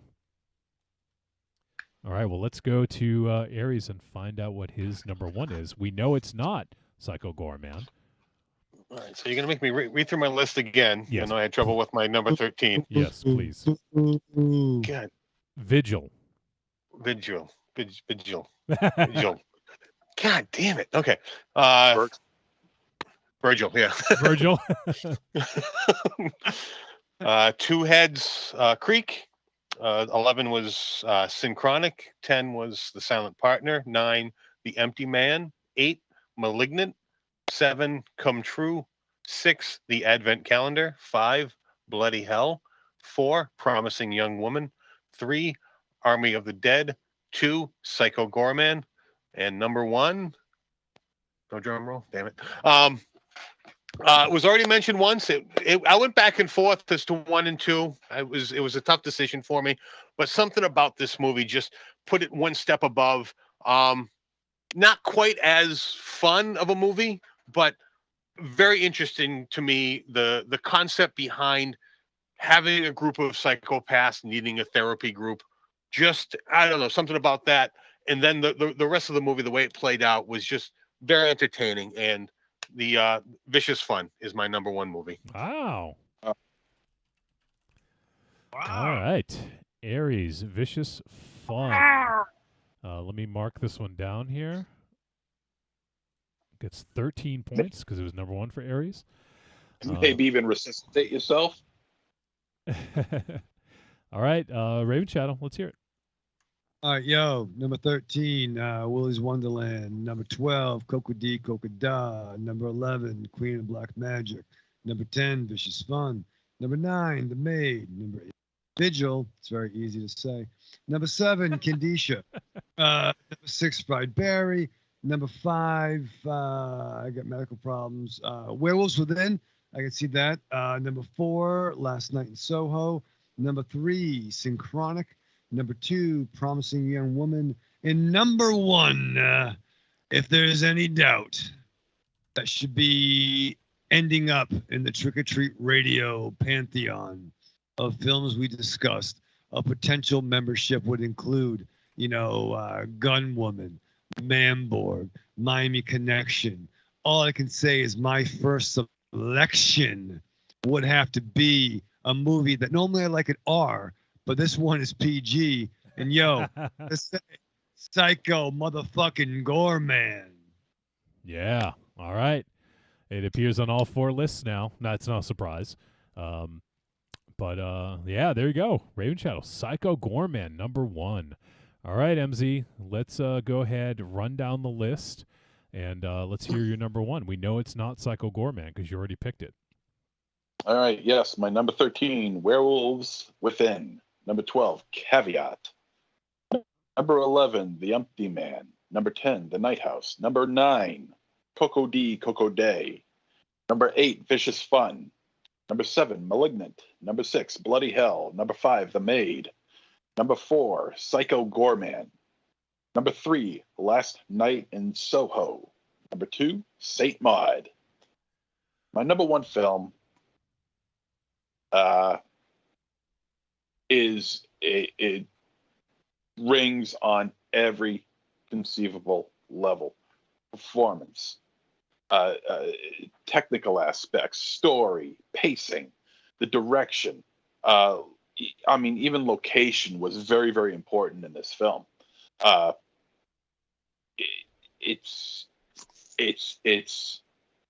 a heartbreaking movie, but yet it's so it can be at times a little comical in certain areas, but that comedy doesn't play into the story, the full story that's being told here. Just little certain key aspects laid in, a little bit of comedy involved. So it kind of like loosened up the tension a little bit because maybe it was getting a little bit too deep. And I don't mind that. And it has a killer of an ending, a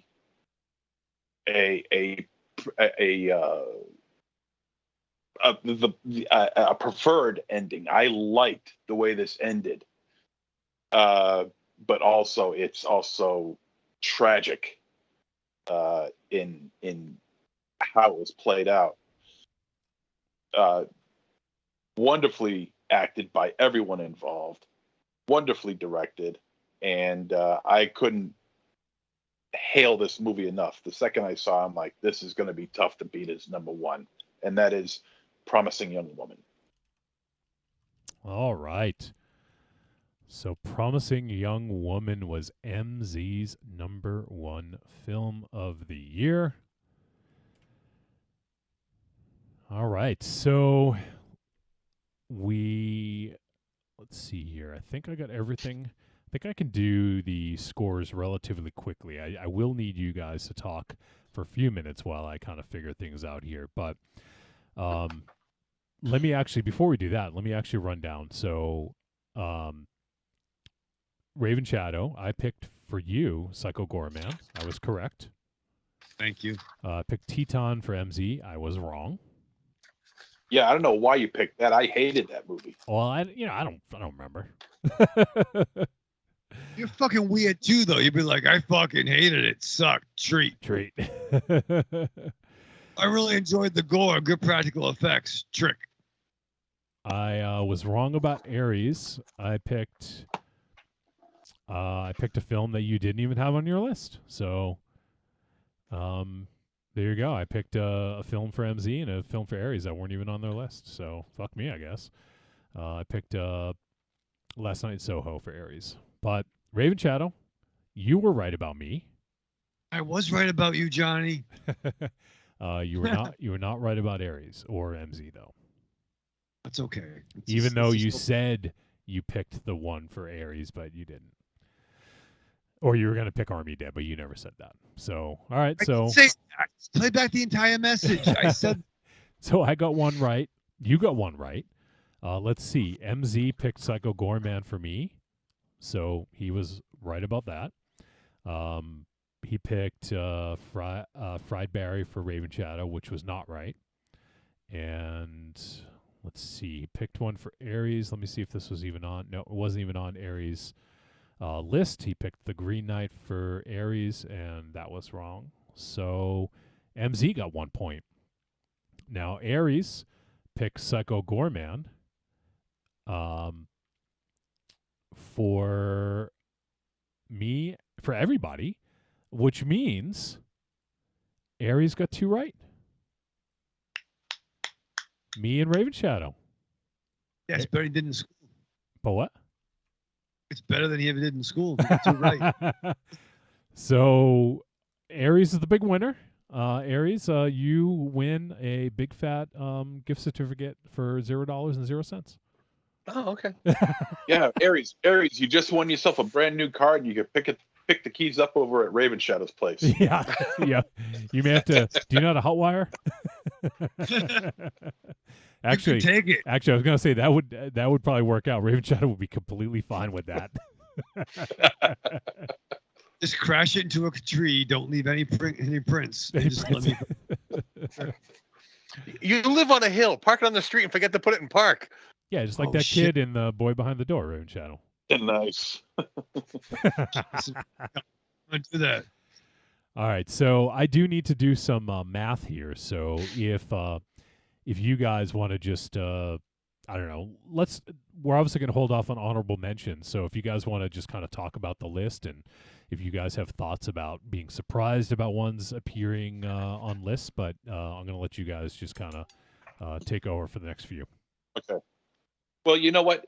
It was not surprising that Fried Berry was going to be on Ravenshadow's list. There was just no question about it. It was just a question of where it was going to be. I figured it was going to be higher than 6, though. But I'm surprised that Green Knight wasn't on anyone's list. I don't think anybody had that. I mean, I liked it, but I didn't, love it. See, I did not care for that. I was actually surprised that you picked that for me, MC. Well, to be perfectly honest, I mean, when you brought it up about, we're supposed to guess on each other's what our number one is going to be, we had to think quick because we're right in the middle of the show. Like, oh shit, we forgot to do that, So it was like I had to think real quick, and I figured, And you're not good at thinking quick. Yeah. I was good enough to think quick that Ravenshadow would have picked Fried Berry. So you figure the movie that Ares hated would be the one that he would choose. That's interesting. It's interesting. I'm not saying it's not a bold statement. Hey, Wolfie did the same thing. He thought I liked Teton. True. So there's that. A lot of pictures this year. No, I was actually surprised that you picked Promising Young Woman because I didn't make a note on that movie next to you. Wait, to me? No. MZ. Yeah. What do you mean? That you picked it as number one, as your number one. I Yeah, was it was surprised by that because I didn't make a note. Like when you guys talk about movies, I was making notes so I could guess, and I Okay. didn't make a note when you had talked about Promising Young Woman. So it Oh. wasn't even in my consideration for you for number one. It really surprised me. It's a good movie. Oh, I'm not doubting that, but like I said, I didn't make a note, so it just didn't even have it in consideration. I've seen it twice already, and I gotta watch it again. In 13 parts. In a row. Okay. That's fine. I mean, I'm surprised nobody else put caveat in that movie. I'm really surprised by that because that was just a really tense thriller. Odd though. I mean, like, I'm surprised no one picked Sons of Steel. Well, that's an older movie. Would have been bumped out of Johnny and MZ's list right away. Yeah. Now, you know what I'm surprised about Aries? Two Heads Creek. Two Heads Creek, yeah. I don't recall even seeing that. Really? I looked it up on IMDb, and I'm like, I have no recollection of this movie at all. Actually, MZ, that's funny because I didn't either. And I think Eric just watched that on his own time and threw it in. No, we did it. That Dane picked an Australian film for us to watch. Yeah, that was that with the bus and the town. Yeah, they're all like And I'm looking cannibals or something like that, if I recall correctly. That small fucking backwoods town. The big machine in the back that processed people. Oh, what's that? I know.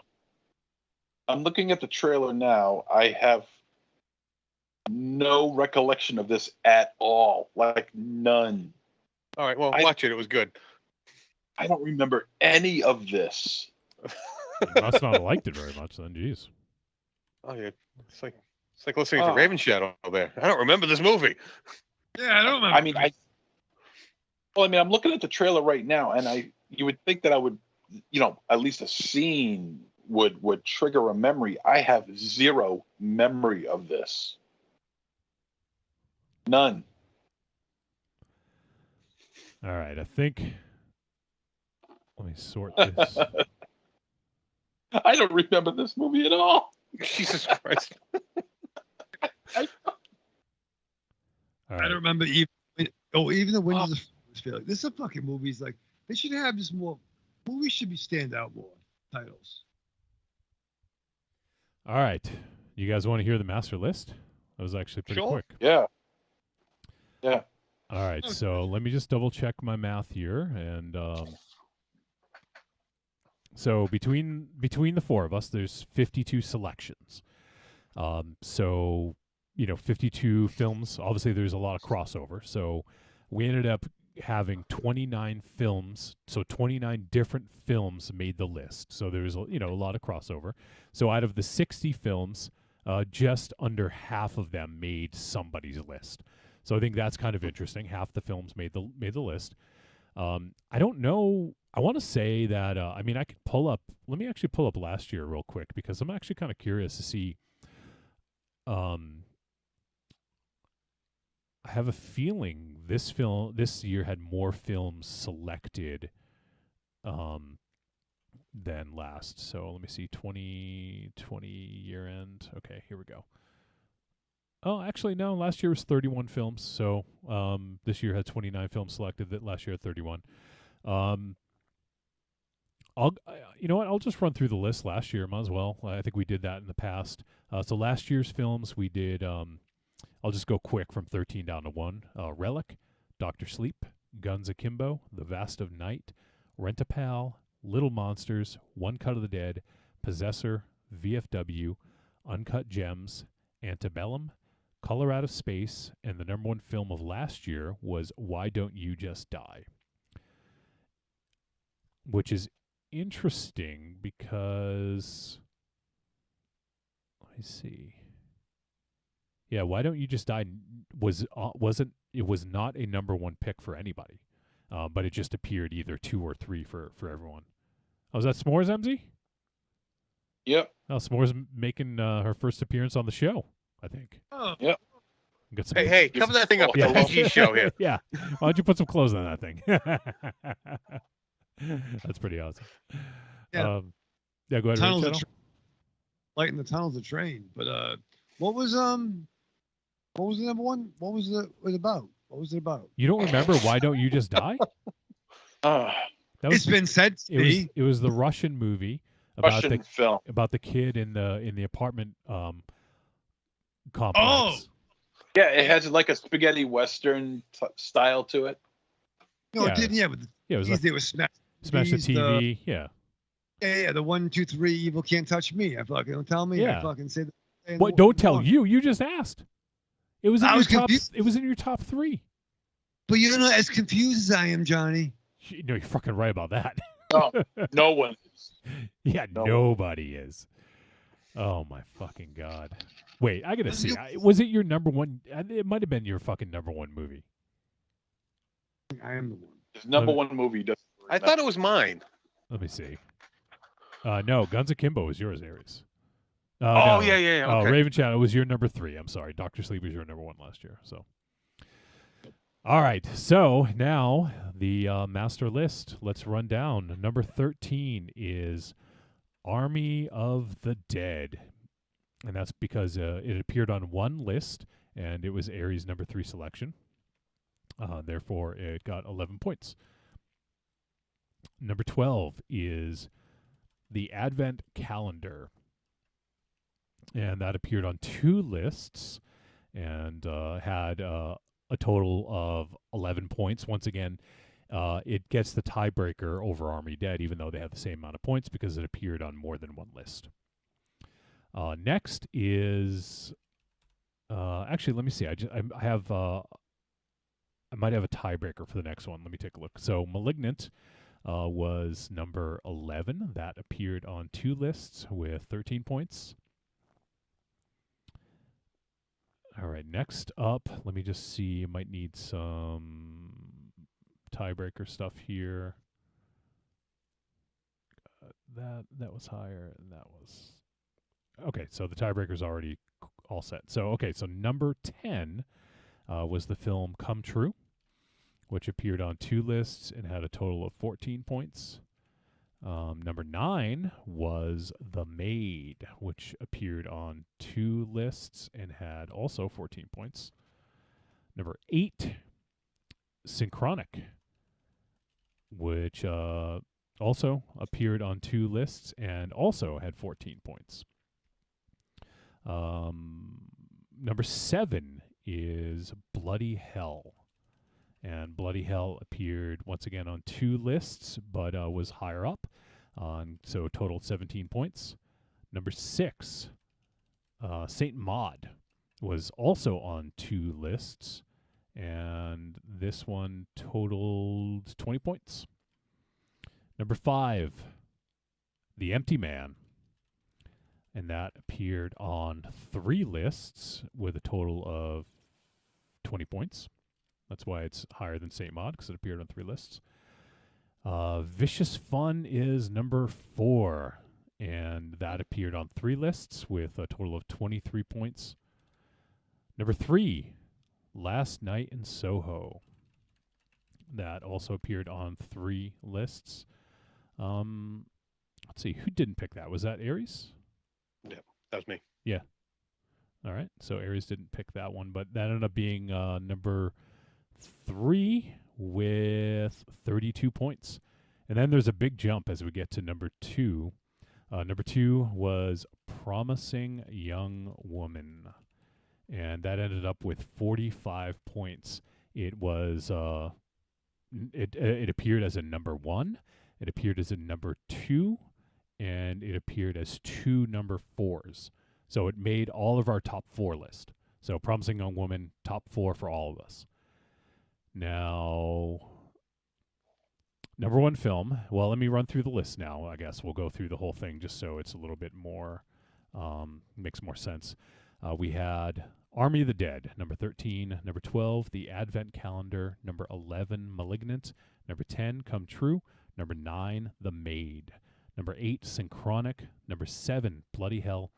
Number 6, Saint Maud. Number 5, The Empty Man. Number 4, Vicious Fun. Number 3, sorry, I just covered it up by accident. Number 3, Last Night in Soho. Number 2, Promising Young Woman. Let's see here. I'm gonna see if I can get let's do the fucking drum roll. Dude once. All right, so number 2 was Promising Young Woman, and the number 1 film for Trick or Treat Radio for 2021 is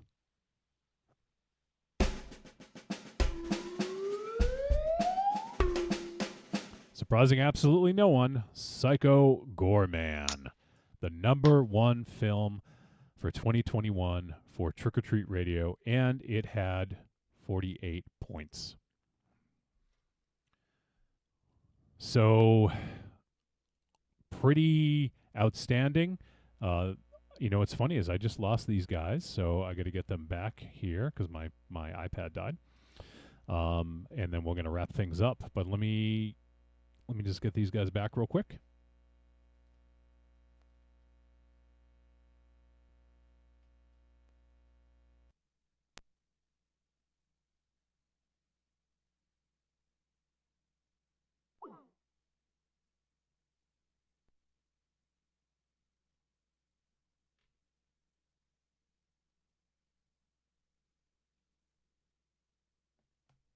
And can't get them back for some reason. You guys are still moving, but you can't hear me. This is fucking weird. Let me try this one more time.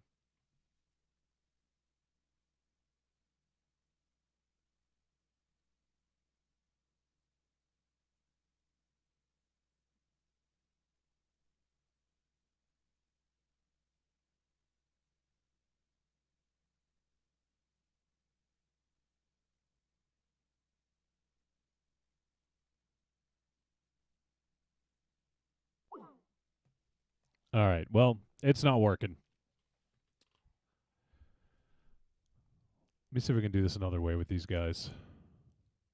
Can you guys hear me? Well, I can't hear you guys. All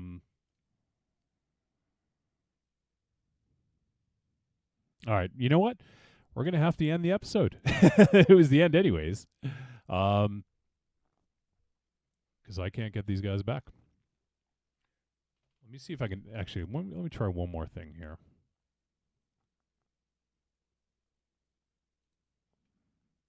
Let's see if I can add someone to the call. Yep.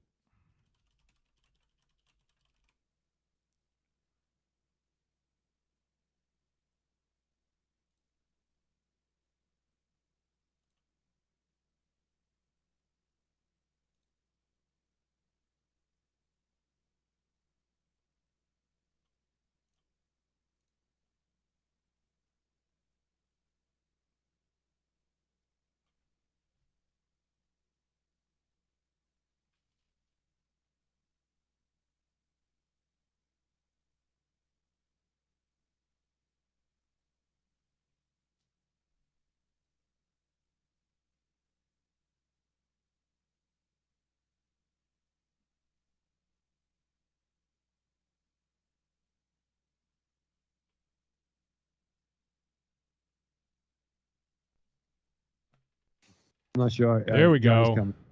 Yeah, no one's fighting. You're fighting? No, we're all fine here. How I are thought you? you said you're fighting. No one's fighting. That was weird. So the iPad died, as you guys probably assumed, and I couldn't add myself to the call. I kept trying to start a new one, so I had to, for some reason, get off of Wi-Fi, and then it worked. So all right. So that was really fucking shitty to end the episode like that. But Psycho Goreman, the number 1 film. I didn't get you guys' a reaction. What do you think? I am not surprised. Is anybody surprised? Agreed. No.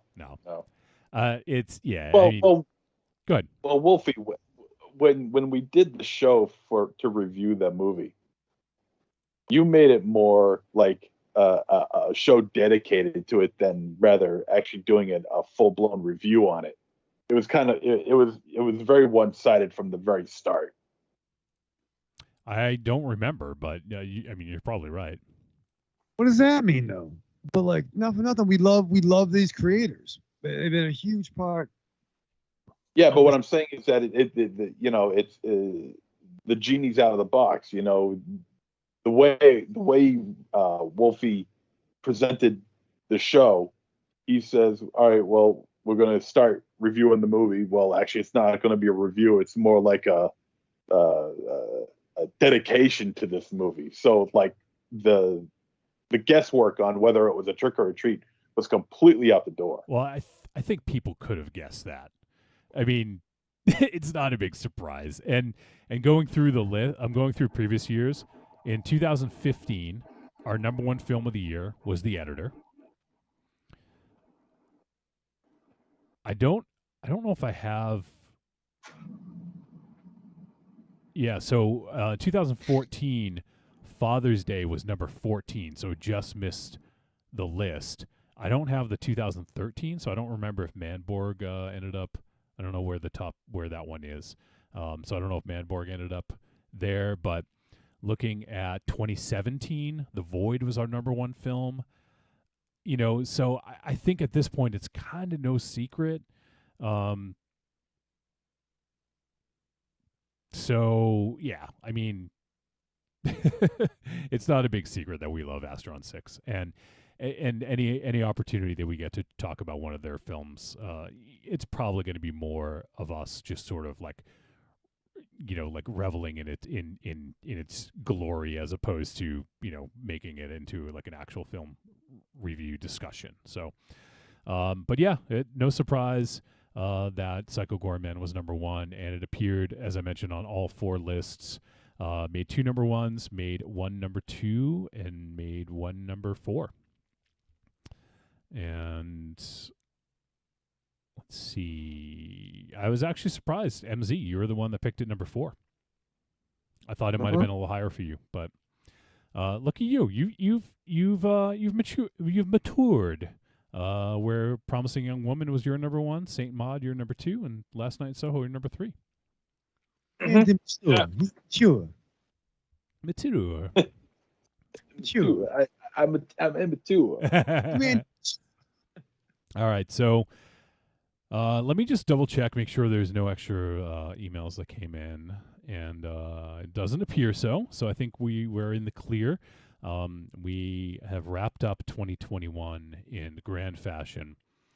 It was a great year of film. I think the year really challenged us in terms of what, you know, like we tackled a lot of bigger topics in films like Promising Young Woman, and even Last Night in Soho, and Saint Maud, and what are some of the other ones? Advent Calendar, The Night House, so on, you know, and Censor, and Teton, and so on and so forth. I think we tackled some pretty big topics for us, and we had some really good discussions this year. We had some great guests joining us to help the discussion, and that's always a fun part for me. And a lot of these is remembering the discussions and how fun they were to talk about, and that does rank for me in terms of what some of my favorite ones are. So, you know, I think that it was really a great year for film, and it was difficult to pick a worst film of the year for me this year, and we'll find out what that is in the Patreon. Before we go, do you guys have any other additional thoughts about this year in film? Nope. MZ? Not really. Ravenshadow? No? Okay. MZ, how about you? I mean, you've been watching movies for fucking years. Like, what did you think about this year in comparison to the last few that we've done? Oh, I think, well, I mean, the pandemic really kind of slowed things. Well, it really didn't slow anything down. It might have slowed down the releases, but it doesn't stop people from making movies. The quality of film, you know, I'll always say it's going downhill because it'll never be the way it was back in the 70s and 80s. And maybe even the 90s. But the topics are becoming more interesting, more relevant in today's world. You know, they're being treated with a little bit more seriousness. Yeah. And it'll be interesting to see what goes on from this point on. You know, as far as those components are involved in making films. It's going to be an interesting 2022. It'll be interesting.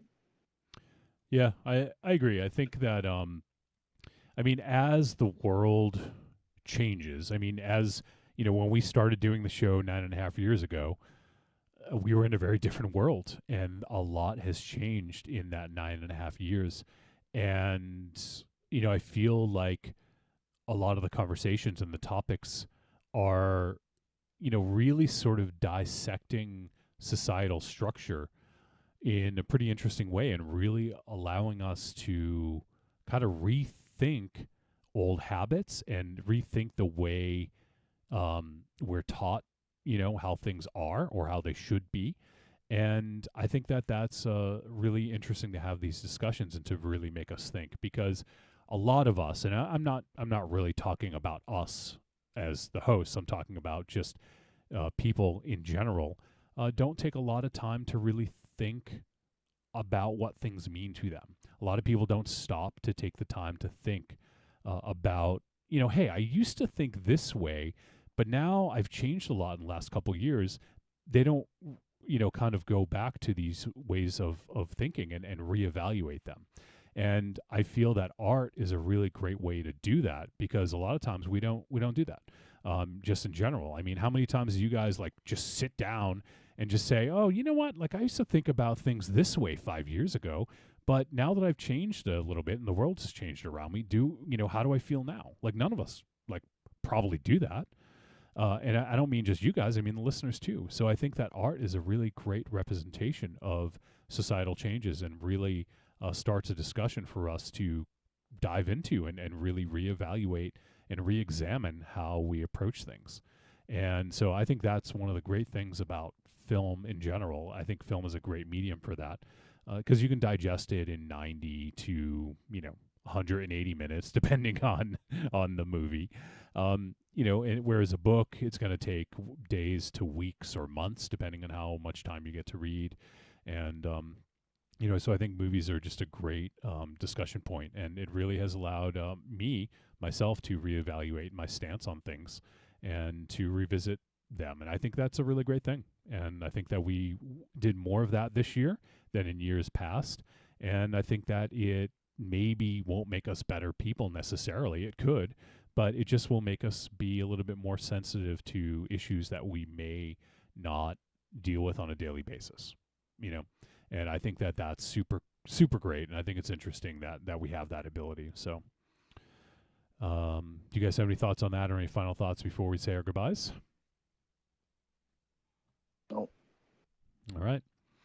So, well, that is going to do it for 2021. We appreciate all you guys tuning in all year long and for all your support and helping the show and for contributing, like everyone who contributes, whether it's in the live chat room, whether it's a voice message, whether it's just even a comment on social media, or the people who have sent in great messages to MZ for his final show. Like, I appreciate every second you guys take that is has to do with interacting with the show, whether that's listening to it or any of the other things I mentioned. So I can't thank you guys enough for being around for this long with us. And if you're newer, like just for checking it out, I appreciate that so much. So let's go around the room and say our goodbyes. And this is MZ's final goodbye. He did his live show goodbye.